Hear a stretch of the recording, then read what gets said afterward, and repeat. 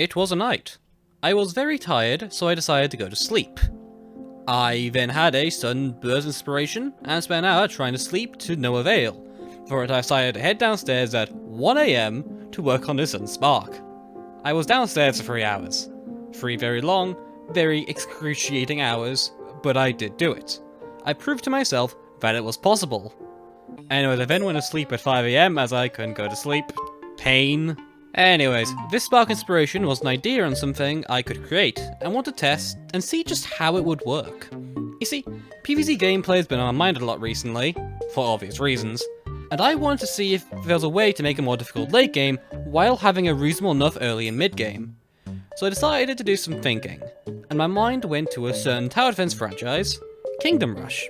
Kingdom Rush is a very interesting franchise for a lot of very interesting reasons, and if you haven't played them, I recommend giving the games a shot. But, for the purpose of this video, they are unique games because of being incredibly active as far as tower defense games go, which makes them really great games and gives them a very unique vibe, as the kids say. I'm also clearly very skilled at them and have never failed in dumb ways. Nope.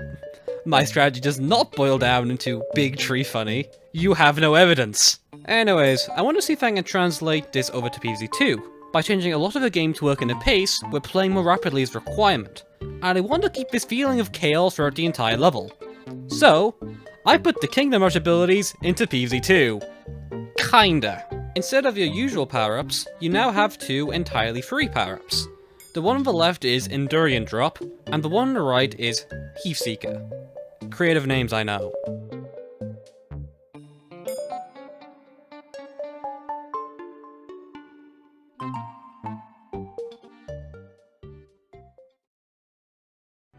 Endurian Drop spawns an Endurian anywhere in the field you click. Endurians are the weakest plant HP and do pretty mediocre damage, but their frequency makes them incredibly valuable for slowing down, clumping, and damaging the enemy horde. You should be using Endurian Drop constantly throughout the level, making sure the enemies are slowed down and clumped. Heath Seeker spawns a Heath Seeker, which will then fire a barrage of high-powered shots that splash when it hits something.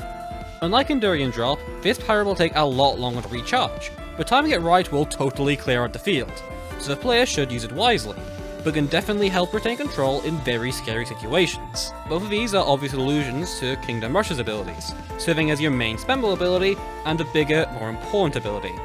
These help the early game especially out a lot, but also keeps the player on their toes and constantly needing to react how the game is going. Requiring constant assistance on keeping the field in control is a unique trait as far as I'm concerned, and I feel this is a start to making the late game more interesting. However, you also need to support this design with other design too. So I decided to implement supporting mechanics. You know, just to keep things interesting. Firstly, instant kills are going to be a lot rarer, because screw you. Joking aside, this allows more plants to be valuable, but also keeps zombies more threatening. Zombies like Bucketheads become a lot more intimidating with in mind, which is helpful as this is a lot more spammier than before. Speaking of which, horde size is now massive.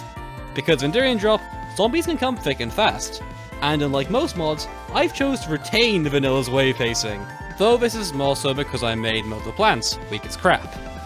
Joking aside, Pea Shooter's rate of fire is now doubled, and this serves as a basis for all plants. I felt this allowed the zombies to live long enough overall to allow other traits to be balanced.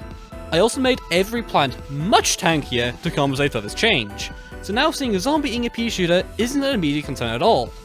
Oh, and imps have like no HP and eat slower, so there's a million of them. This is mostly the visuals, but it's fun. Anyway, sunflowers are now optional.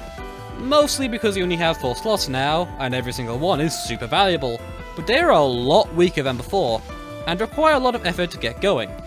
Still very valuable, but not nearly so free, and you can make do with help. Also, I've created quote-unquote hero plants, which kind of replace instances. Essentially, these are very powerful plants that you can only place one each of, but are free and tend to have very powerful effects, most of them able to reach other lanes. These include instantly killing zombies, dealing solid damage every now and again in an area, and Banana doing banana things.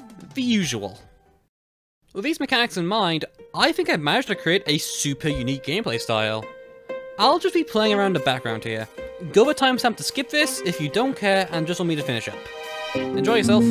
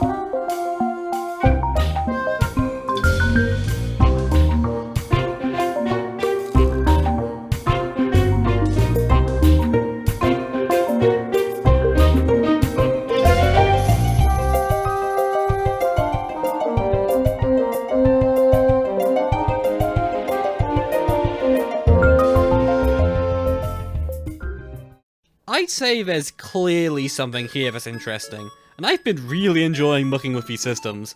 There's still some issues I have. I feel like the endgame doesn't scale enough, and I will be tweaking the way the game scales with time, but thinking a amount of this is just down to the levels currently pretty much entirely being escalation, but I'll be experimenting with it over time. I also want to tweak Keep Seeker to be a bit more consistent, which I will be doing more over time, as I say. I'll likely work towards a 10 level-ish proof of concept mod of the system, and may just leave it there. If you want to play that, subscribing is helpful, and would you let you know if and when I make these systems final, because I'll 100% do a video showing this thing off in a more complete state. Until then, hope you enjoy yourselves.